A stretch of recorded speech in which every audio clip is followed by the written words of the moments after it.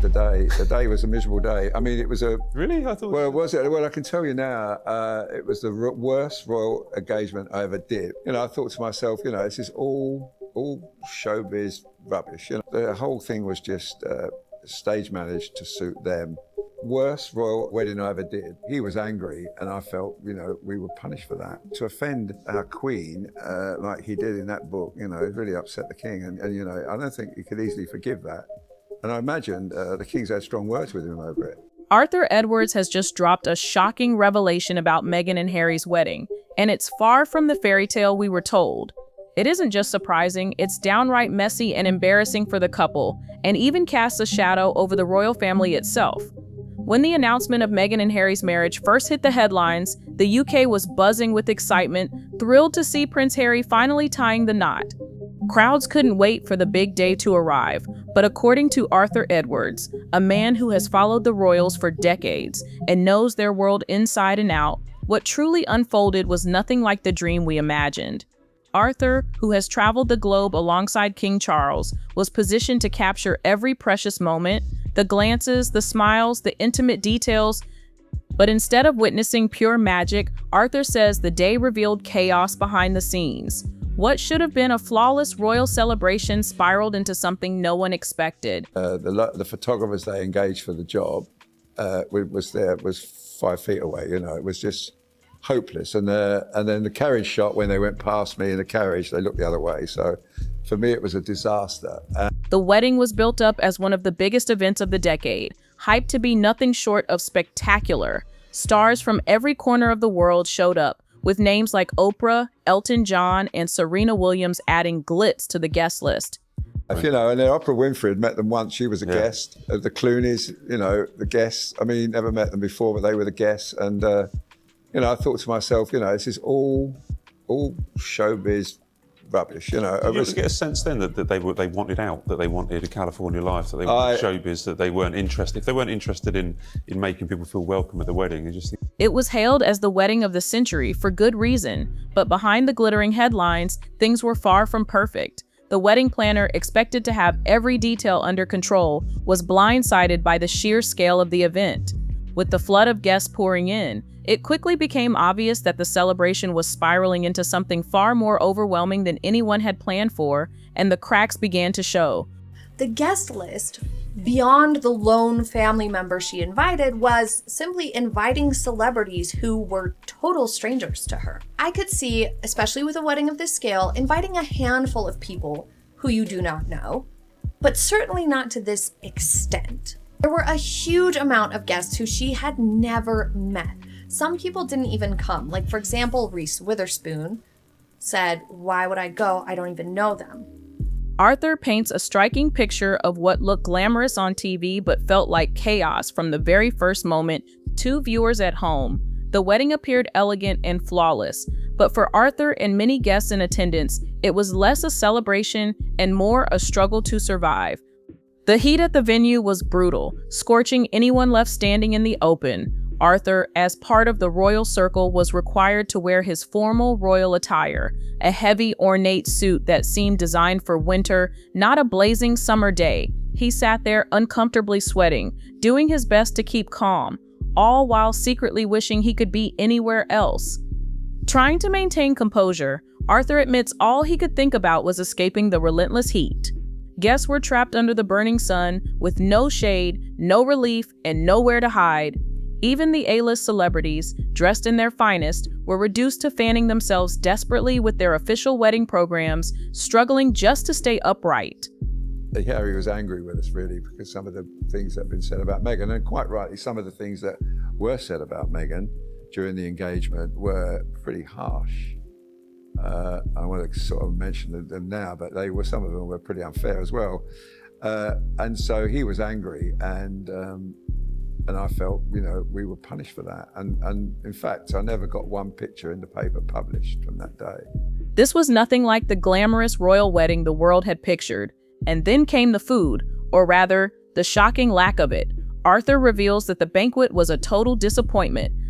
Instead of the grand royal feast everyone had been promised, guests were handed tiny finger foods. The canapes were so small and forgettable that people left hungrier than when they arrived. Some were so annoyed they openly muttered that they would have been better off staying home than suffering through the heat, only to be handed a few bite-sized snacks. But shockingly, the food and the unbearable heat weren't even the worst parts. According to Arthur, the real scandal came with the seating arrangements. High-profile royals, some who had dedicated decades of service to the crown, were pushed to the back of the venue, while lesser-known royals were given front-row placement. The imbalance was so obvious, it left guests whispering in disbelief. Can you imagine? Esteemed figures who had spent their entire lives serving the monarchy, pushed to the back while minor royals enjoyed the best seats in the house.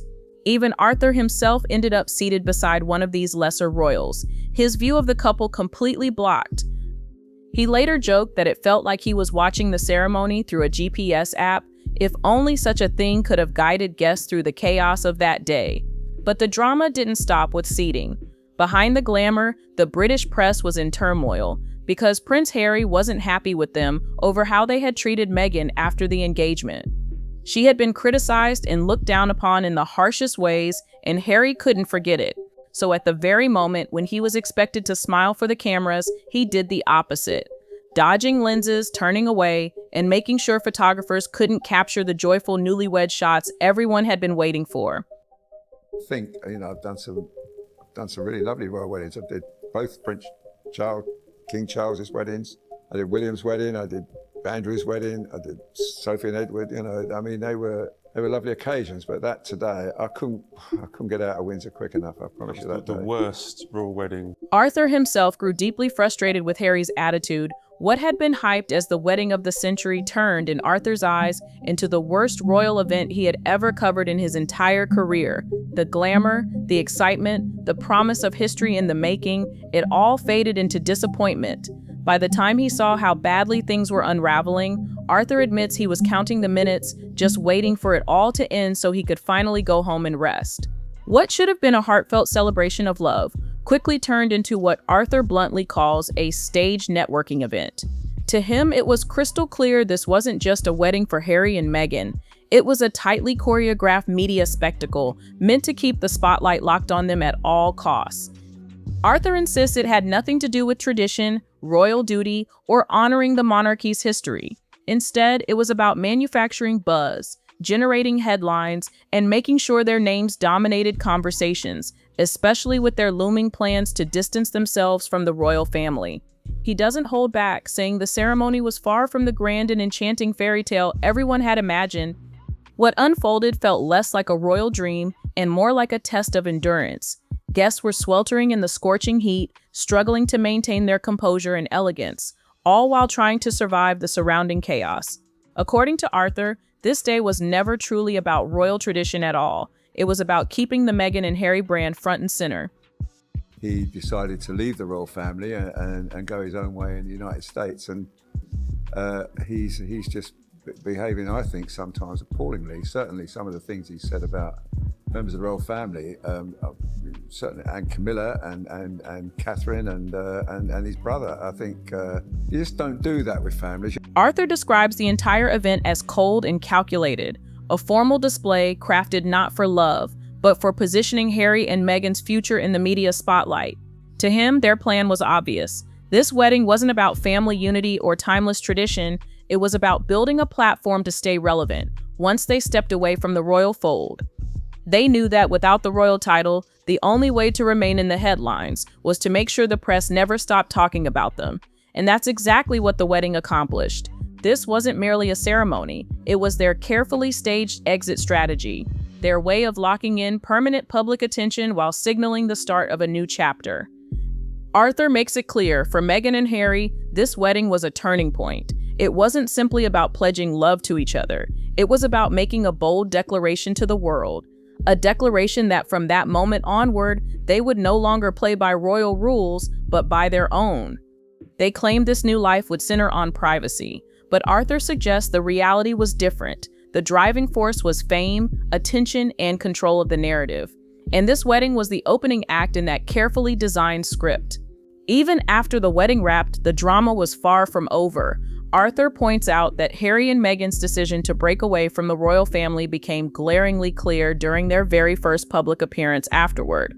Instead of leaning into their royal heritage, they sat down with Oprah in a headline-making interview, using the platform to air their grievances.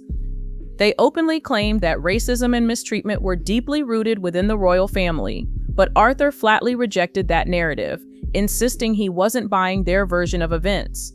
No, most of that interview was left on the cutting room floor because it was so one-sided and it was so unfair. And I think about watching it now, and you know, the bit about Archie and the colour of his skin. And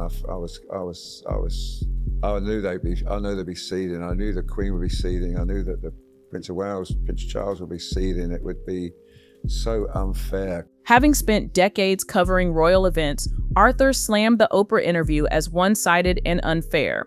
He argued it was yet another example of the couple choosing to air personal grievances instead of respecting royal traditions.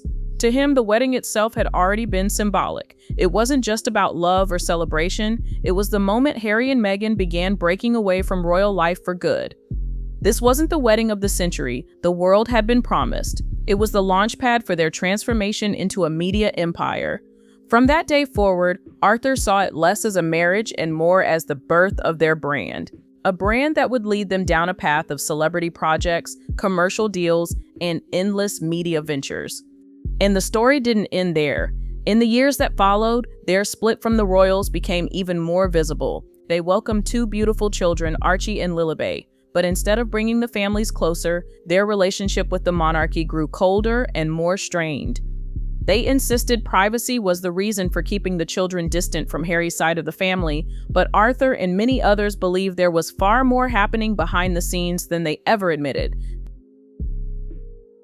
And it's one of the saddest things of all, Matt, of course, is that the children don't get to see their grandfather, either grandfather, you know, and that's really so awful, because they're not getting to meet their cousins and to know their cousins. And it's such a shame for them.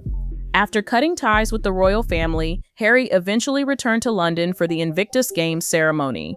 But Arthur reveals a surprising detail. Harry allegedly refused an offer to stay at the royal palace, claiming it was because of security concerns. But does that explanation really hold up? After all, the palace is one of the most secure locations in the entire world, guarded around the clock and fortified like no other. When he was over for the Invictus Games ceremony, he didn't want to stay in a royal residence that was offered to him by the king because he didn't feel he had enough protection there. Was this really about safety, or was it Harry's way of signaling that ever since the wedding he wanted nothing to do with the royal family? It looked like he was determined to step out of their world and live the normal life he had always claimed to want. So instead of the palace, Harry checked into Calworth Park Hotel near Windsor Castle, where he could handpick his own security team and enjoy the comfort of choosing everything on his own terms. But Arthur suggests those so-called safety concerns may have been little more than an excuse, a convenient cover to justify his real preference for staying away from royal grounds altogether. Excuse, I think he wanted to stay in a hotel. And he was determined to do that. And don't forget, he travels with a small retinue of bodyguards as well. And so I suspect that was the reason why he did it. He had his own protection, and he felt that was enough. Arthur's closing words about the wedding leave a powerful mark. What the world expected to be a joyful fairy tale moment instead unraveled into a spectacle of ambition, image, and personal branding.